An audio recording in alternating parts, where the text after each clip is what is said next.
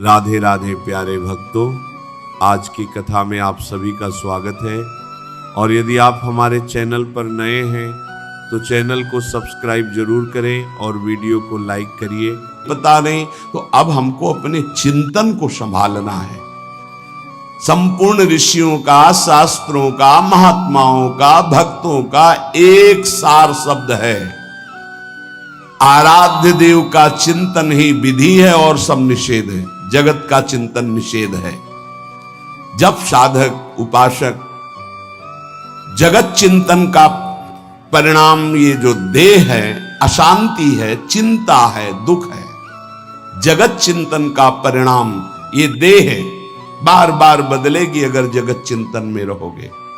चिंता, शोक सब इसी से ग्रसित है। देखो, जब हमसे अपराध बनते हैं, पाप बनते हैं, तो बाहरी दंड जो मिलता है, अंदर दंड मिलने लगता है। निगेटिव विचार, नकारात्मक सोच मार देती है आदमी को। आप लोग समझिए, आपके पाप को कोई नहीं जानता, तो ये मत समझो कि हम आगे बढ़ते चले जाएं पाप मार्ग में। नहीं, उसका दंड विधान जो बाहरी होगा वो तो होगा ही। शरीर ने पाप किया है तो दंड मिलेगा, पर मुखिया मन ने पेशकार बनकर बुद्धि से स्वीकृति करा ली तो दोनों को दंड मिलेगा, बुद्धि को भी और मन को भी। क्या दंड मिलेगा? वो पाप नकारात्मक सोच, नास्तिकता पैदा कर देगा, निगेटिव विचार पैदा कर देगा, मार दिया। अनंत जन्मों में हमको आज मनुष्य जन्म मिलकर के भगवत प्राप्ति का अवसर मिला था। नकारात्मक, नास्तिकता ये दोनों बराबर उसको पीड़ा पहुंचाएंगी। हमारी कामना नहीं पूर्ण की तो हम भगवान को गालियां देने लगे, भगवान के विरुद्ध। ये क्या है? क्या है? तुमने कभी बैठकर अपनी स्थिति की तरफ विचार किया कि हम किधर जा रहे हैं? कम से कम हम गलत हैं पर सत्य को स्वीकार कर रहे हैं तो निकलने का तो रास्ता है।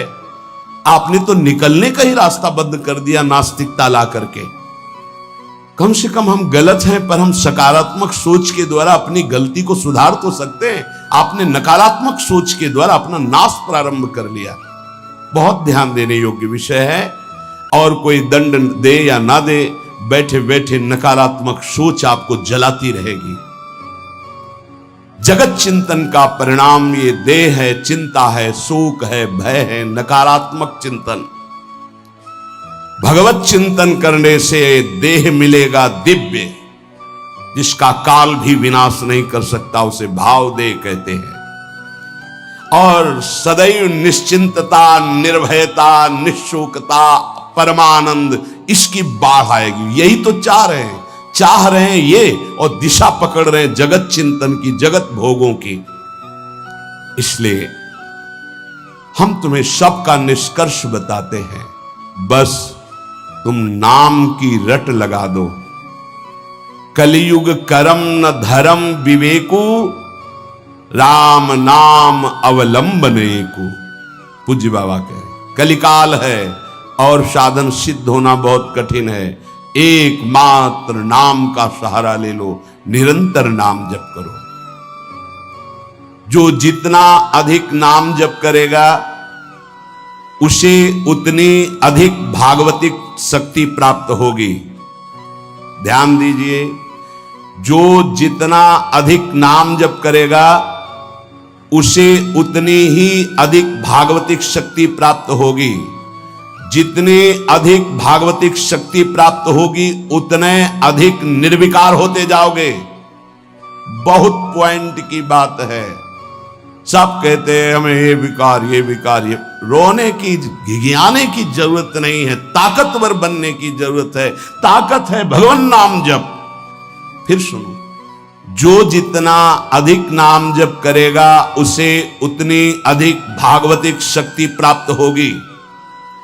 जिसकी जितनी अधिक भागवतिक आध्यात्मिक शक्ति जागृत होगी उतना ही वो निर्विकार होगा। जिस व्यक्ति को गुरुदेव ने जो मंत्र, जो नाम दिया है, उस एक मंत्र, एक नाम को बहुत काल तक जप का अभ्यास बनाओ। ये बहुत कठिन बात है। कल भी शाम के कह रहे थे कि एकांत में किसी एक मंत्र पे रखना। इसकी चाल है, पकड़ी गई चाल। जब मंत्र में लगे तब पद की बात कर रहा है, पद चलाओ। जब पद में लगे तो नाम की बात कर रहा है, नाम चलाओ। जब नाम में लग गए तो कहता मंत्र चलाओ। इसकी बात मत सुनो। एक जगह पकड़ लिया, अब नाम चल पड़ा। अपने लोगों का जैसे अब नाम चल पड़ा तो पवित्र है अपवित्र है मंत्र में नहीं पहुंचेंगे, सीधे नाम में लगे हुए हैं। अब अचानक मंत्र चलने लगा, अब मंत्र पे पूरी एकाग्रता हो गई। पद चलने लगा तो पद पे पूरी एक भाग, तो कहां भागेगा, आना पड़ेगा इसी घेरे में। मंत्र चल रहा है, वो श्रद्धा कर रहा है, इस समय पद गाओ, इस समय पद में चलो। बार बार विक्षेप बिल्कुल नहीं सुनना, बार बार मंत्र। क्योंकि जब पद में जाओगे तो वहां भी नहीं टिकेगा, वो कोई प्रपंच सामने खड़ा कर देगा। इसको सुनो, इसको देखो, इसका चिंतन करो। माला ले लिए, चलो पार्क में टहल कर, गली में टहलते, बालकनी में खड़े हो जाते हैं, पूरी एकाग्रता रहेगी। हाँ, फंसाएगा किसी चित्र में, चिंतन में फंसाएगा। बहुत साधक को सावधानी की जरूरत है। जिस उपासक को जो मंत्र जो नाम मिला है, एक नाम एक मंत्र बहुत समय तक उसे चलाने का अभ्यास कीजिए। ये बहुत छलिया है मन। ये तो मंत्र तो इतना जप ही लिए हो ना, अब राधा नाम जपते हैं।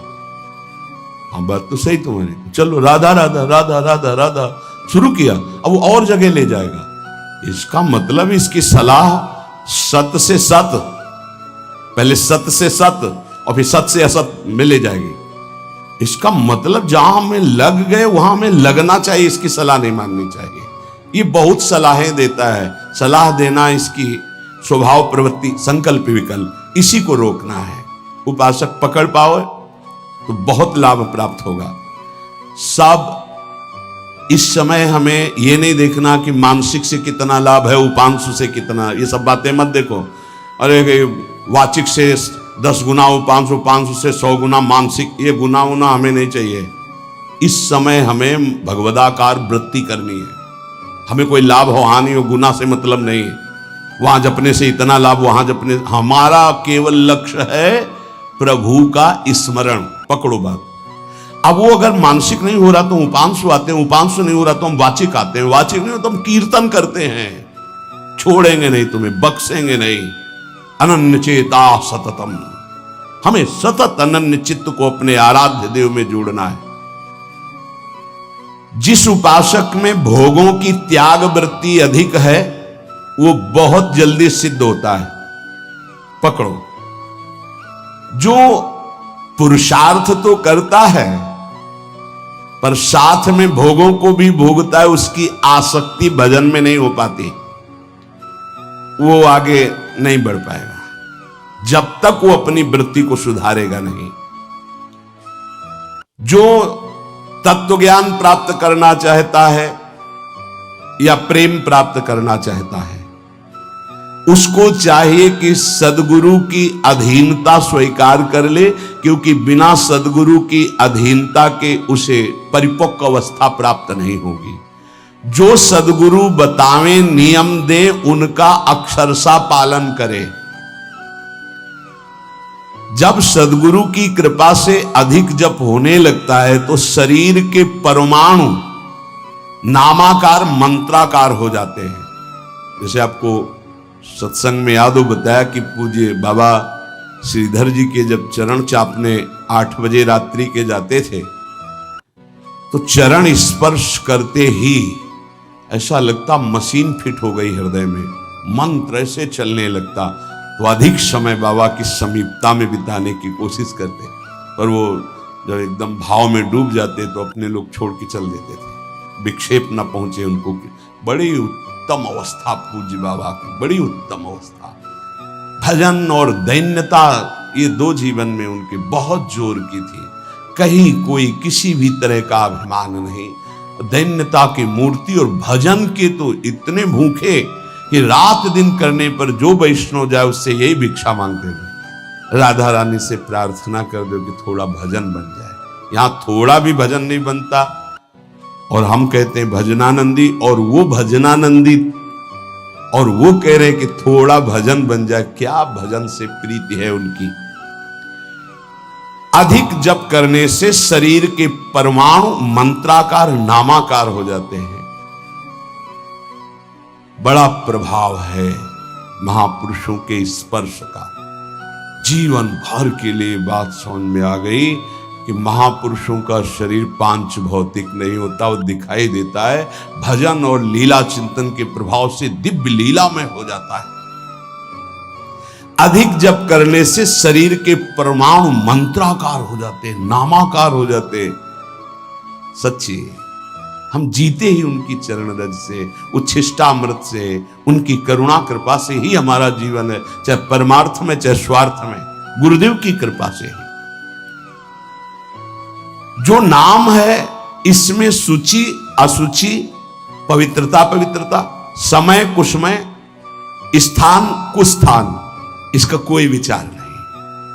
लेकिन मंत्र में इसका विचार। मंत्र नहीं चला सकते कि शौचालय में बैठे मंत्र जप रहे हो, या आप लघु शंका करते हुए मंत्र जप रहे हो, या आप शौचालय लघु शंका से निवृत्त होकर पवित्र नहीं हुए, वही कपड़े जो शौच में वही आप नहीं, ऐसे नहीं, फिर आपकी बुद्धि विकारग्रस्त हो जाएगी। ये महापुरुषों के निर्णय है। जो नाम जप करता है, भगवान नाम कीर्तन करता है, तो उसमें निश्चित भाव जागरण होता है। पर हमारी प्रार्थना है, निवेदन है, पूज्य बाबा कह रहे, असलियत में जब तक तुम्हारे अंदर कोई भाव तुम्हें बेशुद्ध न कर दे तब तक कोई नाटक मत करना। अरे बड़े भावुक हैं भाई, ऐसे से ऐसा रोना, चिल्लाना, बेसुरा बोलना, नाचना, गिर पड़ना, मूर्छित हो जाना, असलियत में ये सब भाव आते हैं। जब अधिक नाम जप, नाम कीर्तन, तो ये सब जागृत होता है। अगर ईमानदारी से जागृत नहीं है तो कोई इस भाव का नाटक न करे। बाबा कह रहे, नहीं तो दम्भ रोग लग जाएगा आपके भजन में और वो आपको पतित कर देगा। अत्यंत बढ़े हुए भाव के आवेश में जब आपको स्मृति ना रहे तो दूसरी बात। राधे राधे साथियों, सावन का पावन महीना भगवान शिव की कृपा प्राप्त करने का सबसे शुभ और दिव्य समय माना जाता है। लेकिन क्या आप जानते हैं कि सावन के सोमवार जितने शुभ और पुण्यदायी होते हैं उतने ही संवेदनशील भी माने जाते हैं।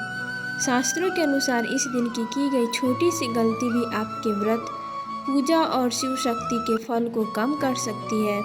कई बार हम अनजाने में ऐसी गलतियां कर बैठते हैं जिनसे भगवान भोलेनाथ प्रसन्न होने के बजाय नाराज हो जाते हैं और हमारी मनोकामनाओं की पूर्ति में बाधा आने लगती है। दोस्तों, सावन सोमवार केवल एक व्रत नहीं है बल्कि स्वयं को भगवान शिव की सब भक्ति में समर्पित करने का एक दिव्य अवसर है। कहा जाता है कि जो भक्त सच्चे मन से इस दिन भगवान शिव की आराधना करता है उस पर महादेव अपनी असीम कृपा बरसाते हैं। उसके जीवन से दुख, दरिद्रता और बाधाएं दूर होने लगती है। लेकिन यदि पूजा पाठ करते समय कुछ विशेष बातों का ध्यान न रखा जाए तो व्यक्ति को अपनी पूजा का पूर्ण लाभ प्राप्त नहीं हो पाता। इस साल 2026 में 30 जुलाई गुरुवार से शुरू हो रही है सावन के इस पावन, अत्यंत मंगलकारी एवं पवित्र महीने में विशेष रूप से सावन सोमवार के दिन भूलकर भी यह 5 काम मत करना, वरना नहीं तो देवी देवताओं में भगवान शिव आपसे पूरी तरह रूठ और नाराज हो जाएंगे, जिससे कारण आपके हंसते खेलते घर में भयंकर कंगाली, दरिद्रता और भयंकर गरीबी आ जाएगी और आपका पूरा परिवार तथा पूरा घर पूरी तरह से कंगाल हो जाएगा। जी हाँ दोस्तों, पूज्य गुरु जी ने अपनी सभी अभी के शिव महापुराण की दिव्य कथा में बड़े ही विस्तार से बताया है कि सावन सोमवार व्रत के दिन गलती से भी महिलाओं और पुरुषों को ये 5 काम नहीं करने चाहिए। भक्तों, इस साल 2026 में सावन का पवित्र महीना अपने साथ बेहद ही श्रेष्ठ, दुर्लभ एवं महाशुभ योगों को लेकर आया है, जिनमें कि विशेष रूप से स्वर्ग सिद्धि योग, अमृत सिद्धि योग और धन प्राप्ति योग जैसे शुभ योगों को एक बहुत ही अद्भुत और अलौकिक संयोग बन रहा है, जो कि आपके जीवन के सारे कष्टों को मिटाने के लिए आ रहा है। दोस्तों, सावन सोमवार का दिन भगवान शिव की असीम कृपा से आपके संपूर्ण जीवन को, आपकी सोई हुई किस्मत को पूर्ण रूप से बदल कर रख देगा। इसलिए दोस्तों, विशेषकर इस सावन सोमवार में एक अति पावन और पवित्र दिन में आपको कोई विशेष कामों को करने से शास्त्रों के अनुसार सख्त मनाही है। अगर कोई भी स्त्री हो या पुरुष बिना जानकारी के, बिना ज्ञान प्राप्त किए भी सावन सोमवार के दिन इस 5 वर्जित कामों को करता है, तो उससे साक्षात भगवान भोलेनाथ रूठ जाते हैं, जिससे कि उस व्यक्ति की आजीवन घोर निराशा, असफलता और घोर तंगी का सामना करना पड़ सकता है। तो इस वीडियो को अधूरा ना देखिए, इस वीडियो को पूरा देखिए। इसलिए इस कल्याणकारी वीडियो को आधा छोड़कर कभी मत जाएं। पूज्य गुरु जी कहते हैं कि हमारे हिंदू सनातन धर्म में साल के 12 महीनों में आने वाला सभी व्रतों में सावन के महीने में आने वाला सोमवार के व्रतों को सबसे श्रेष्ठ माना गया है, क्योंकि इस पावन महीने में सुहागन महिलाएं अपने अखंड सौभाग्य के लिए तथा कुंवारी कन्या मनवांछित व योग वर की प्राप्ति के लिए पूरी श्रद्धा से सावन सोमवार का कठिन व्रत रखती है। ये आप गलतियाँ मत करना, खासकर सुहागन महिला इस बात का विशेष ध्यान रखें, वरना आपके घर में सुख शांति छीन जाएगी। दोस्तों देखिए, बात ऐसी है कि हमारा काम तो है शास्त्रों के अनुसार आपको सही सलाह देने का, और हमारे चैनल के माध्यम से हम तो केवल आपके सही मार्ग और सलाह ही दे सकते हैं। अब आप इसको मानो या ना मानो, पूरी तरह से आपकी स्वयं की मर्जी है। लेकिन भक्त इस बात का पूरे दावे के साथ जरूर कहेंगे कि अगर आप इन बातों को मान लोगे, तो इन नियमों का पालन करो, तो निश्चित रूप से भगवान आपसे प्रसन्न होंगे। दोस्तों, अगर सुहागन महिलाएं सावन सोमवार का व्रत रखती हैं, हर दिन भोलेनाथ पूरे विधि विधान से पूजा पाठ करती है, शिवलिंग पर लोटा भर कर जल चढ़ाती हैं, तो आप लोग इस वीडियो को हल्के में लेने की भूल कतई मत करना। इस साल 2026 में कई वर्षों बाद ऐसा दुर्लभ और अलौकिक संयोग बना है। सावन के इस पावन महीने में कुल 21 तरह के शुभ मांगलिक योग बन रहे हैं, जिसमें माता लक्ष्मी योग और धन प्राप्ति योग भी विशेष रूप से शामिल है। भक्तों, साल 2026 में सावन श्रावण सोमवार का पवित्र महीना 30 जुलाई 2026 गुरुवार से शुरू होकर 28 अगस्त 2026 शुक्रवार तक पूरे विधि विधान के साथ चलेगा। इस वर्ष सावन के दौरान कुल 4 बहुत ही शुभ सोमवार व्रत पड़ेंगे। सावन सोमवार व्रत की प्रमुख तिथियां इस प्रकार है, जिसे आप बहुत ही ध्यान से नोट कर लीजिए या याद कर लीजिए। पहला सावन सोमवार 30 अगस्त 2026 को पड़ेगा।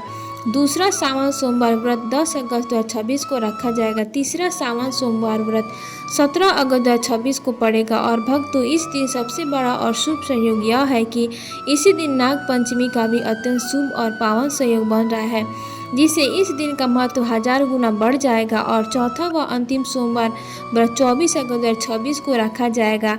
सावन सोमवार के दिन सबसे शुभ पूजा का समय मुहूर्त प्रदोष काल माना जाता है। वैसे तो सोमवार को पूरे ही शिव आराधना की जा सकती है, लेकिन सुबह के समय सूर्योदय से लेकर पूर्वाह्न तक और शाम को सूर्यास्त के बाद समय, जिसे प्रदोष काल कहा जाता है, भगवान शिव की पूजा, रुद्रा अभिषेक, मंत्र जाप और शिव चालीसा के पाठ के लिए विशेष फलदायी समझा जाता है। इस दौरान यदि आप शांत चित्त होकर महादेव की आराधना करते हैं, तो आपकी हर अधूरी मनोकामना बहुत जल्दी पूरी हो जाती है।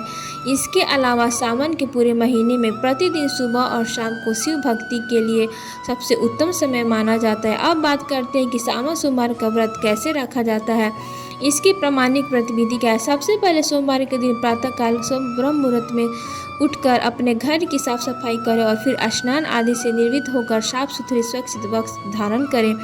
याद रहे कि इस दिन भूलकर भी काले रंग के कपड़े नहीं पहने। स्नान के बाद भगवान सूर्यदेव को जल अर्पित करें और फिर अपने घर के मंदिर में या शिवालय में जाकर हाथ में जल अक्षत लेकर पुष्प लेकर सावन सोमवार व्रत का पूरी श्रद्धा से संकल्प ले, हे भोलेनाथ, हे माता पार्वती, मैं आज आपके सावन सोमवार का व्रत पूरी निष्ठा से रख रही हूँ। मेरी पूजा को स्वीकार करें और मेरे जीवन को खुशियों से भर दें। पूरे दिन बिना पानी या फिर आप फलाहार व्रत रख सकते हैं, जिससे आप पूरे दिन जल, दूध और फल का सेवन कर सकते हैं और शाम की पूजा के बाद सात्विक अन्न या फलाहारी भोजन ग्रहण कर सकते हैं। इसके बाद पूजन सामग्री को अच्छे से एकत्र कर ले, जिसमें विशेष रूप से ताजे या बिना कटे फटे फल, बेलपत्र, गंगा जल, गाय का कच्चा दूध, ताज़ा दही, शुद्ध शहद, देसी घी, सफ़ेद चंदन, भस्म, धतूरा, आँख के फूल, मदार के फूल, सफ़ेद वस्त्र, बिना टूटे हुए साबुत अक्षत, चावल, शुद्ध घी या दीपक, धूप बत्ती, कपूर व रत फल व मिठाई का आदि शामिल हो। भगवान शिव के उत्तम पूजा विधि के अंतर्गत सोमवार के दिन विशेष रूप से शिवलिंग का अभिषेक करना सबसे महत्वपूर्ण माना जाता है। तो भक्तों, इसे आप जरूर करें। अपने जीवन में आपके जीवन भर ही सुखदायी होगी, आपके सारे कष्ट दूर होंगे। तो भक्तों, आप कमेंट बॉक्स में ओम नमः शिवाय जरूर लिखें। और क्या आप श्रावण सोमवार का व्रत रखते हैं तो हमें कमेंट बॉक्स में हाँ लिखकर जरूर भेजें। और हमारे चैनल को सब्सक्राइब जरूर करें ताकि अगला वीडियो आपके पास जल्दी से जल्दी पहुंचे। तब तक मिलते हैं अगले वीडियो में। दोस्तों, चैनल को सब्सक्राइब करना ना भूलें।